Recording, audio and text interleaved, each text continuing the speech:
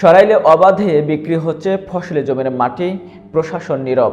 ব্রাহ্মণবাড়িয়া সরাইলে ফসলি জমির মাটি অবাধে বিক্রি হচ্ছে, যা পরিবেশ আইন অমান্য করার পাশাপাশি কৃষি জমির উর্বরতা ও পরিবেশকে ভারসাম্যের হুমকির মুখে ফেলছে।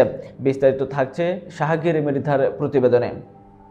13 ফেব্রুয়ারি সরেজমিনে গিয়ে দেখা গেছে উপজেলার কালীকচ্ছ ইউনিয়নের আড়াইলচর বিলে ভেকু দিয়ে মাটি কেটে ট্রাকে করে ঢাকা সিলেট মহাসড়কের মাধ্যমে বিভিন্ন ইটভাটায় পাচার করা হচ্ছে। স্থানীয় প্রশাসনকে মাটি কাটা সম্পর্কে জানানো হলেও তারা রহস্যজনক কারণে নীরব।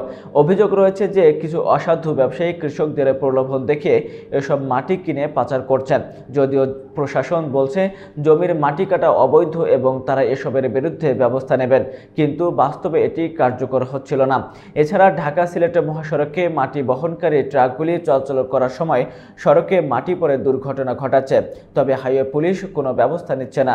সরাইল উপজেলা শাখার সামাজিক সংগঠন তরি বাংলাদেশের আহ্বায়ক মাহবুবুর রহমান জানান, তারা প্রকৃতি ধ্বংসকারীদের বিরুদ্ধে আন্দোলন করেছেন এবং প্রশাসন থেকে প্রয়োজনীয় ব্যবস্থা নেওয়ার আশ্বাস পেয়েছেন। সরাইল উপজেলা নির্বাহী অফিসার মোহাম্মদ আশরাফ হোসেন বলেছেন, আইন লঙ্ঘনকারীদের বিরুদ্ধে ব্যবস্থা নেওয়া হচ্ছে এবং তা চলমান রয়েছে।